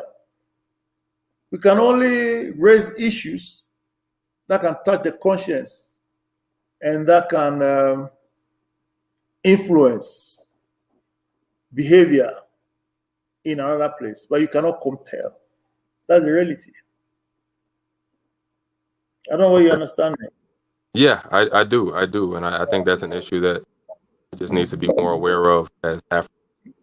Second question in relation to that power then is the ability for Africans in the United States and other places that are not member states. I mentioned that the AU is member state driven, but we remember that Malcolm X, El Haj Malik Shabazz, was a great diplomat for African diaspora in the 60s without having any member state representation. He had a lot of influence and a lot of power. Yeah, but Malcolm X visited Ghana, visited several African countries, and was invited to address the OAU. Malcolm X reached out. He reached out. Yeah, and there was interaction. That's what I'm saying. Yeah. A mechanism for that sort of diplomatic representation for bodies, like Brother Richard said, within the diaspora that are not formal nation states. No, but it means that you have to do. There's more organization required within your group wherever you are. Okay, and more reaching out, interaction across the ocean. Malcolm X did that. Martin Luther King did that. And we've got to do more of that. Yeah. Thank you very much. My pleasure, sir.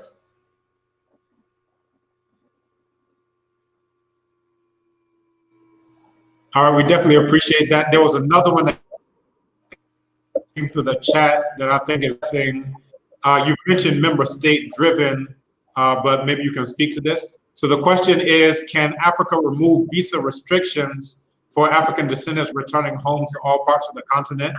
And related to that is also the question that I think ties in is, okay, if we don't have these visa restrictions, is it something that can be pressed for? Someone also through a BB Tumi asked, can diasporans be represented as part of the AU's Pan-African Parliament?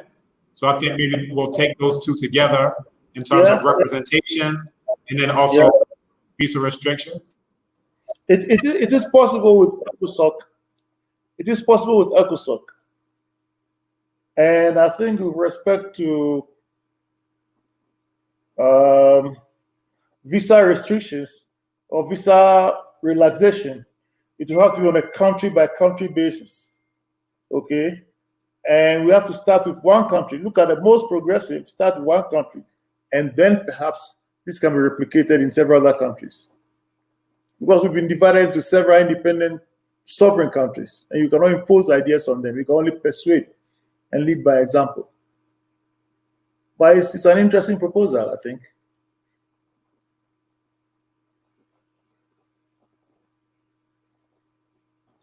I definitely appreciate you answering that question.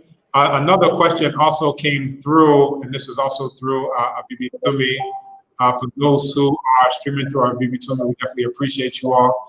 Another question came through in terms of what can the AU Commission do, and this is more general, in terms of ending dependency on non-Africans, you know, all Eurasian, their progeny, ending economic dependence on non-Africans.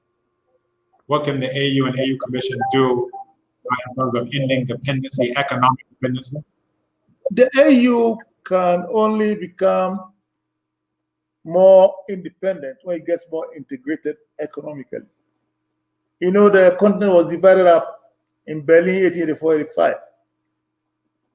And the whole process of African integration through the AU is that we're seeking to unravel the shackles that we brought in and to trade with each other more.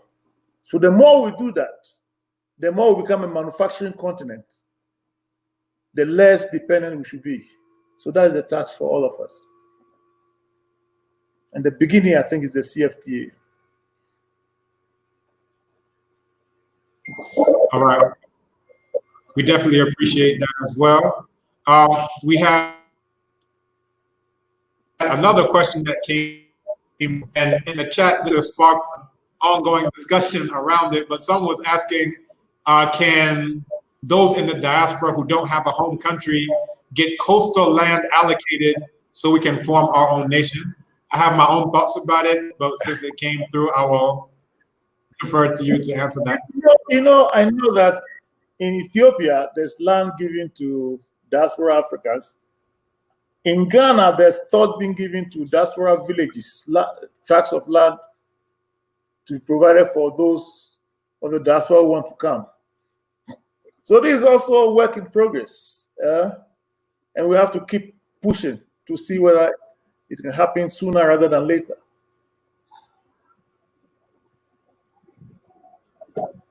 All right. So we appreciate that. There were two questions that came through Juliet.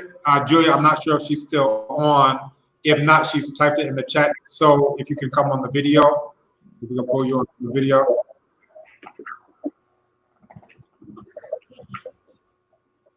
I know she said that she had to go to actually try to get her citizen. I think I'll just read it out for her. She wanted to know what is the current status regarding the executive assent and what are the responsibilities? What?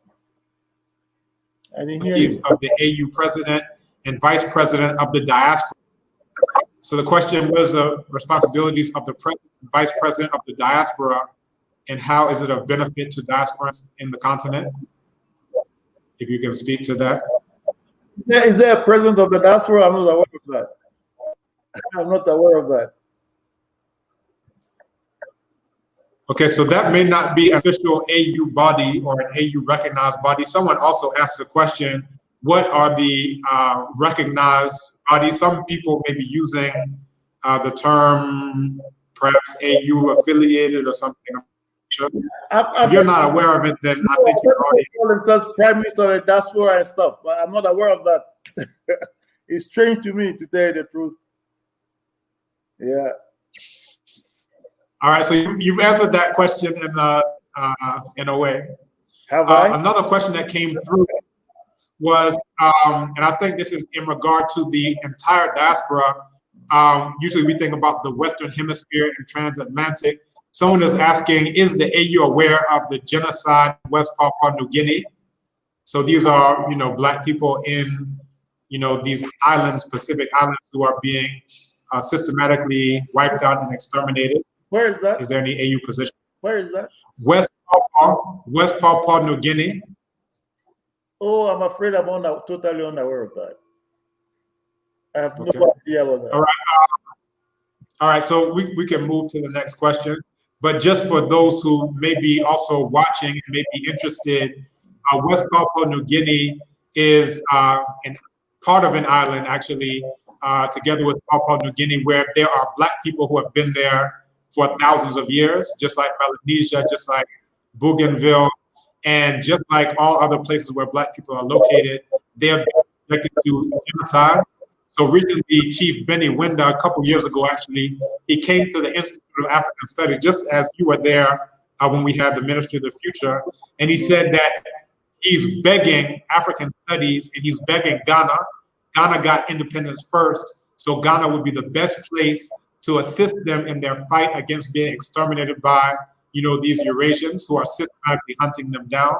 So if anyone types in West Papua New Guinea, you'll see images of Black people who look just like your cousin, uncle, sister, aunt, who have been disemboweled, who have their heads that have been severed and are being shown to the camera.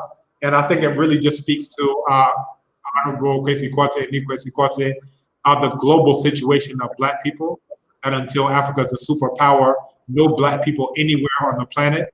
The Indo-Aryans in India are still exterminating the Black people there, if we go on and on.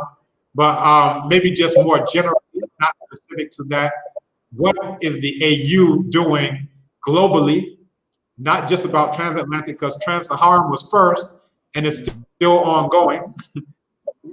What is the AU doing with regard to all those, some of which are member states who are still enslaving Black people? Maybe you could speak generally to that. Oh, well, I tell you, we have a work cut out for us. As we sit here, we cannot claim to know about all the atrocities going around the world. Our hands are full, just trying to put our own act together, trying to put our house in order. And as we get our house in better order, we'll be in a better position to address these issues. That's all I can tell you now. All right, thank you. And I think it's something that everybody on the line would definitely need to know more about, because very few people even think about the Eastern diaspora when we think about, Black people. The CDs who were enslaved in India in the 600s by Arabs as well. But someone else has a question about the ECHO currency, right? So what about the currency, one currency for the African continent? We know about ECHO Bank. Is there anything that is on the horizon? Yeah, that is also very much work in progress. It's about harmonizing monetary integration for the. Yeah, it's very much work in progress as well. Okay. All right. So I think from here, and we appreciate this, let's just maybe set a cap on your time, because I know it's getting to bedtime in Addis Ababa. So as much indulgence as you will give, but at a certain point in time, I will say that's enough. We'll have part 2 and let you get to it. But Brother Shakara, if you could come on with your question. I'm seeing in the chat, I know you're here still on the, if you could comment.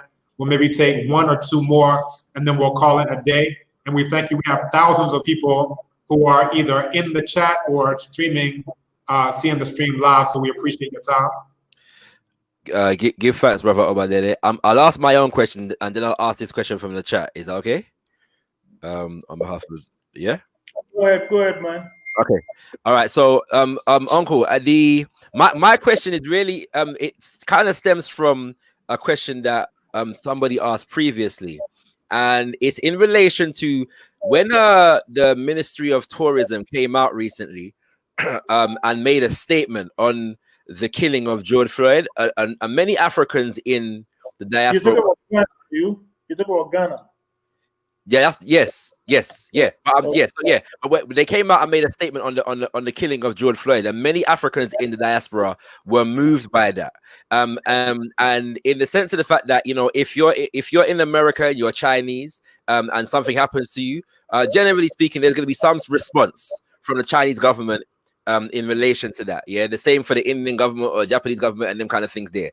So as a representative of the African Union, I'm sure many Africans in the diaspora would like to see more of an outspoken voice from the AU in relation to what happens to Africans in the diaspora. Is that something that the AU can facilitate in terms of at least putting out statements, at least representing on the issues that are facing us, and beyond that, is there any political pressure or even economic pressure that the African Union can put on Britain and America and these European nations in relation to how they treat the sons and daughters of Africa in the diaspora?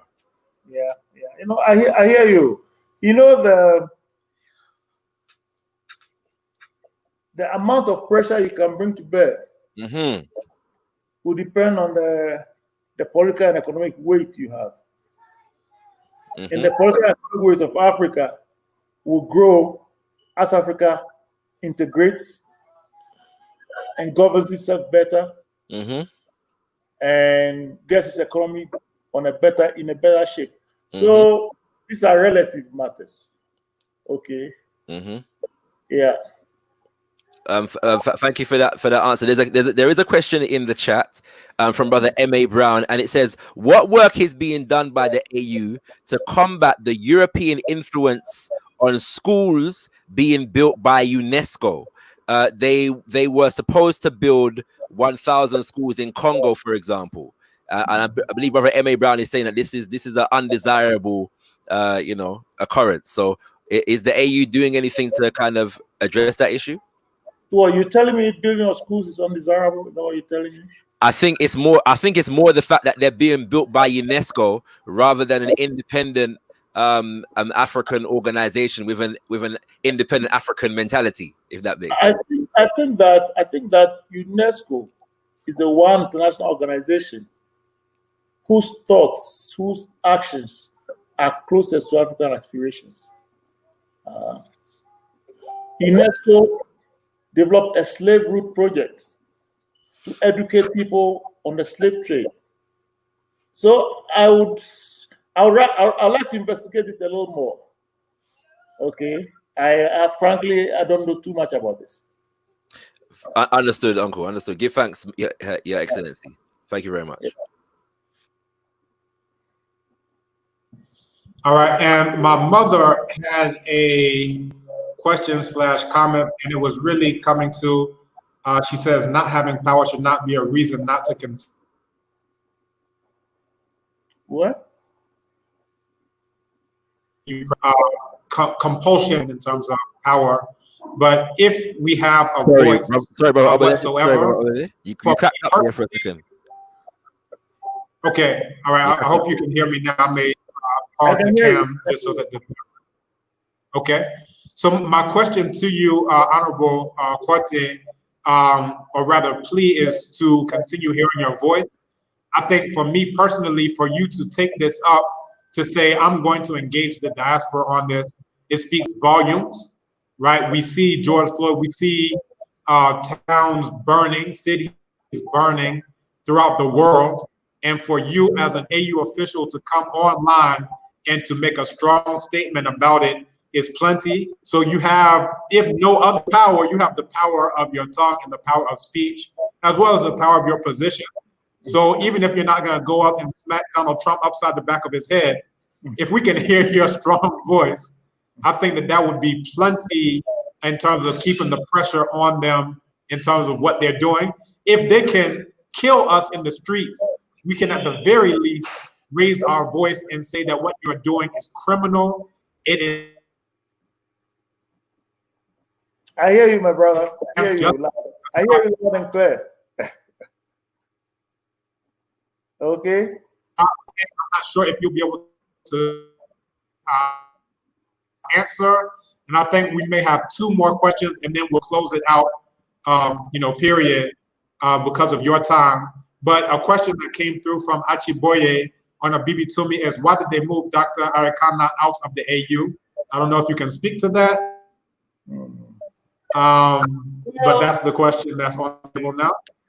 I think that was one of the sad errors that the AU made. And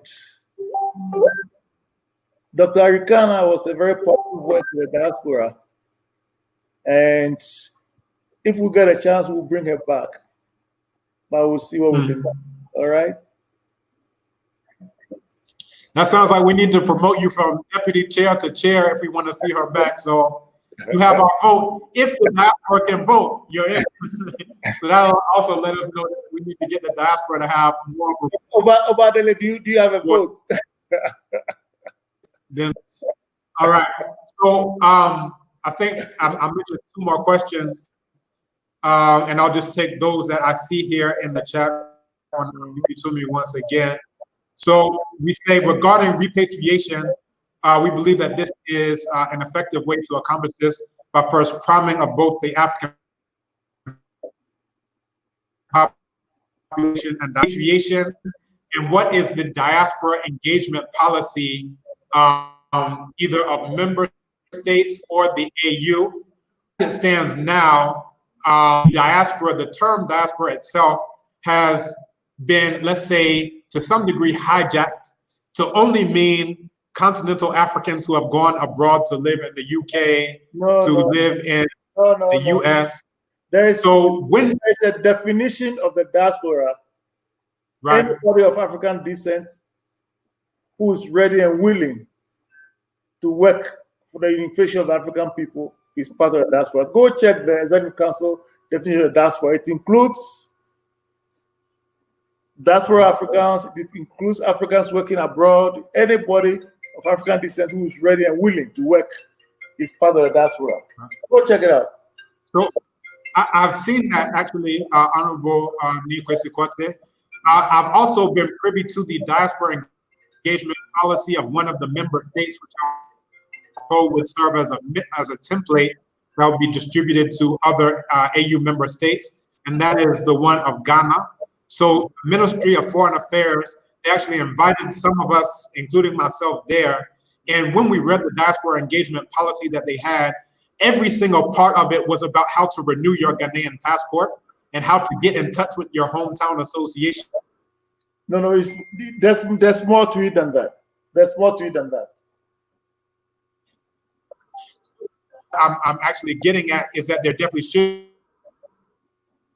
So when we gave our input, we said that we have to have a definition and we have to operate with our policies on the basis of that definition to speak to have been brought up here, like citizenship, like waiver of visa fees and things of that nature. I don't know if you're saying that there should be more than that. When people are writing policy that has written you out of the definition of diaspora, is not much that we can do. So anything you have to say about the direction we should go in, I would definitely love that. The diaspora, as we understand it, includes those who were taken away in the slave ships, their ancestors, those people of African descent, and all that. It includes all of that. Okay. Yeah, written definition. So I've seen that in the document. We just have to make that hold weight where it comes to policies that write us, the actual people that we think of when we think of diaspora, out of it, and it disenfranchises us, franchises those who have gone abroad in terms of those things. This debate for me shows us the importance of continuous engagement. Absolutely. Yeah. All right. So, Honorable, there are other questions. I'm going to take my authority as the convener, co-convener with you of this esteemed August event to give it to you if you have any closing words for us. For those who have any other questions, perhaps they can be relayed by email. You and I are in touch. We're in contact. And I also have the contact of can continue the Yeah. Absolutely. just like you said, engagement, continue engagement. But do you have any last words to wrap things up for the hundreds that are on the chat right now and the thousands who are listening to you and who will listen? We got folks with 1 million subscribers who are going to look at this. So anything? I simply want to thank you all for the privilege of engaging with you. For me, it's been an inspiration and an education. So I want to thank you very much. All right. Thank you very much. I appreciate it. Okay. And we thank you too. We intended to start with a libation, but the tech difficulties in trying to set things up did not allow that to happen. So this is the calabash, and to close us out, the water is going on the ground in the memory of millions of Africans who died in enslavement, and in hopes of the millions of Africans who are going to restore justice, bring the land of Black people back into effect, Kemet in full effect. And again, we thank you for your time, Honorable, and we look forward to the next engagement. You are true to your position, just as we hope you would do. You are coming, and you're actually speaking to our issues. We're going to make that concrete by actually adding some support to you. You shouldn't be one single person, not that you are, but you shouldn't be one single person fighting the good fight. So those of us in the diaspora, those of us who are descendants, we're going to fight on your behalf as well. So we're here for you just like you're here for us. Simba Sembi, hold up that which holds you up. And we thank you. Thank you very much. I appreciate it. I'm very flattered. Thank you too much. We thank you too. Ciao. All right, Brother Shaka, we appreciate it. And we want to let Honorable get to bed in Addis Ababa. And thank you once again. We'll catch up in Accra soon, man. Inu. Okay.